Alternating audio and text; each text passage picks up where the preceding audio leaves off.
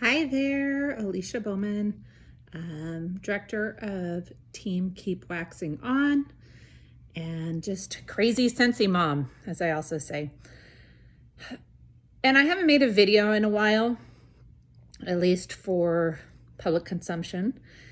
And I thought I would today because we had a leadership training today as part of our annual Scentsy family reunion. And it sort of struck a chord with me. And it was actually already on my heart before I even listened to it. And I think that's often how things are. I believe in God, and I believe that God works on us. And He was already working on me in this area, and just use this as another tool. And so much of our success, so much of our contentment, so much of just our mental well-being comes from our mindset of what we're letting in, what we're taking with us. And Nick Gervais, I'm not sure if that's how she says it, I think so. She's a leader, and she presented today, and it made me think about just that.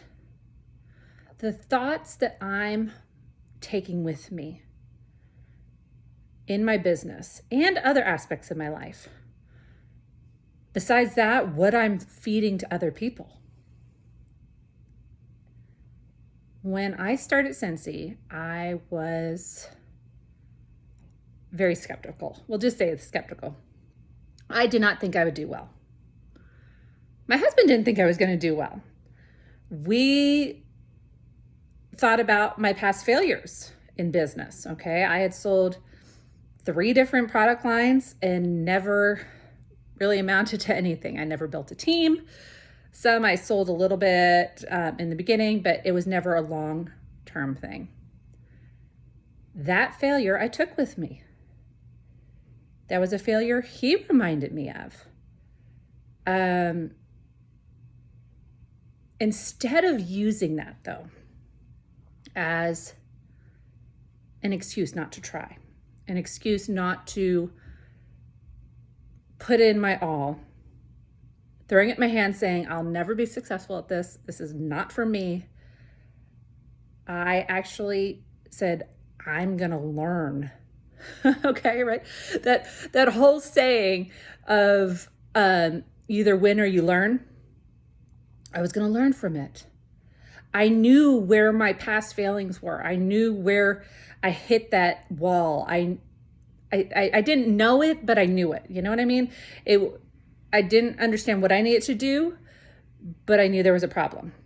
And truthfully, and I've told other people this, my husband not believing in me actually drove me further, okay? Because at that point, I had enough self-pride to say, I'm not going to be a failure this time, all right? I'm not going to not succeed and live up to that expectation. Not that I don't think he believes in me,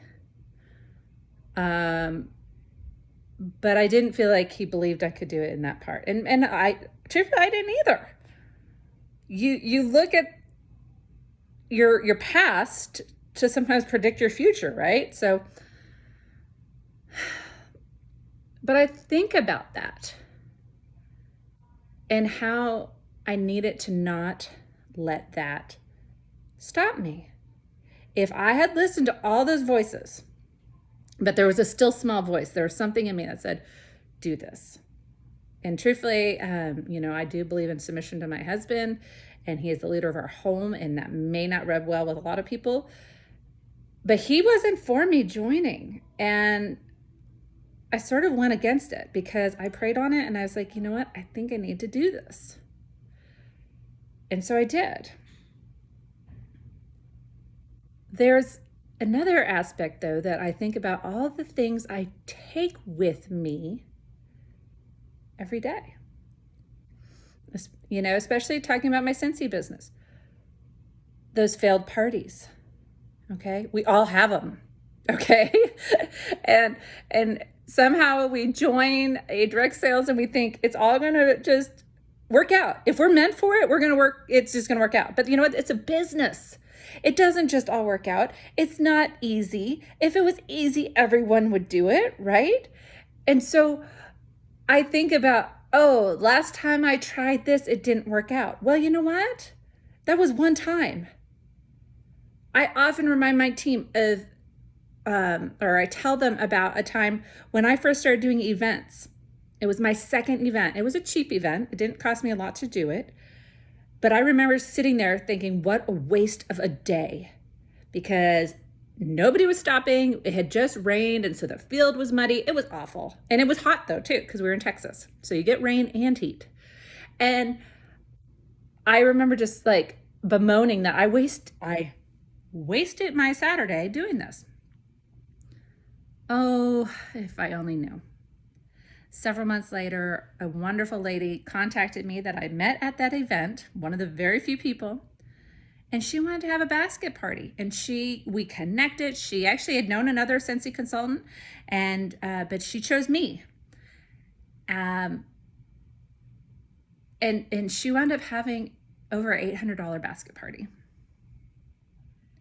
She still buys from me. She's had other parties since. And if every time I had something that looked like a failure, I just gave up, I would miss so many blessings. If I didn't try something new, I was reminded as I talked to some of my director boot camp sisters and misters about a marketing strategy that some of us use, and how it works for some people and it doesn't work for others. And just because it doesn't work for me, or it doesn't work for me yet, doesn't mean that it won't work, or that there's not another strategy I can use. And so I really feel like we sabotage ourselves so much because we're bringing all this baggage with us, all this negative talk, all this past failures, negative talk from other people. And let's admit it, direct sales does not have a good reputation, okay? And some of it's deserved because of people that have tarnished the name of it, and some of it's not deserved because people have not given it a real go at it, okay? Just because you signed up and you didn't make any money does not mean that it's not a viable business, right? Because a lot of people have started businesses. There's let's talk about the restaurant business. People start restaurants all the time. A lot of them close, but a lot of them succeed too. And so I think a lot of that is our mindset, what we do with our failures, what we do with the talk that's in our head, and how we persevere. And I don't even know where I'm going with all this, but this was on my heart. What is the baggage you're carrying? And truthfully, when I was listening to all this stuff earlier, I was working on other stuff, but I told myself, I'm going to sit down and write down all the baggage I'm carrying. What are the things I'm telling myself? What are the failures that I think of that hinder me from trying something again? Even like, so, in our direct sales and multi-level marketing, we sponsor teams. And I will be completely honest with you. I had sponsored a lot of people and they hadn't done well. I sponsored people and they never even sold a dime. And it was very frustrating for me because I saw something in them that I thought they could be successful. I really think anybody can be successful. And it kills me when they don't. And a lot of times it's not even them trying, they don't even try. And so, as a leader, it can be very defeating. And I let it get to me. And, I got to a point where I didn't want to sponsor because I didn't want to have people not succeed, because that makes me feel really bad. But I had some people that I had sponsored that started doing really well. And I realized I was not then giving others that opportunity. And I have to tell myself I can't own what other people do. And I think most of my team will tell you I am there to help you and do whatever I can to help you succeed. And I had to tell myself that. Because I truthfully, and I'm going to, just put it all out there. I felt like a horrible leader. And I asked person after person after person and said, what am I doing wrong? And I pretty much got the same answer all the time. And it was so frustrating. And it was like, it was pretty much, you need to keep sponsoring. You need to find those people that are going to work it like a business. And I love everyone on my team, whether they're hobbyists and just trying to get some discounts, whatever. But when you're looking at it from a business point of view, I need people that are going to want to take it to the level I'm trying to take it to. And I needed to change my thinking about sharing the opportunity and about myself and my leadership and all of that. And it did take a couple people actually sort of just going with it, and one sweet girl that joined my team, and truthfully, I don't feel like I helped her that much, but she did it, and she's doing awesome, and it helped inspire me again that, you know what, it's not on me. I can't own other people's failures. I can only own mine and hopefully learn from them. And I can learn from other people's mistakes. And I can try to get better, and I can see what I can do to help other people, but I can't own all that. So anyways, that is where I am at right this moment. And I just want to be candid. And because when we put on these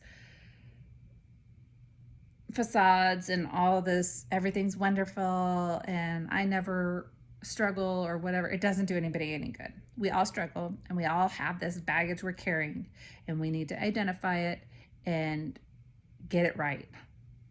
We need to let it go. And so I am thankful for the training that Sensi gives us, because I can think about other areas in my life that applies as well. And so I hope that's a blessing to you. Is there baggage you're carrying? Are there things that don't need to be in your life, thoughts and past experiences that you just need to let go of? If there is, then let's take care of it. Let's be better. So anyways, God bless y'all. I hope you have a great day, and I hope you like my ramblings. So bye.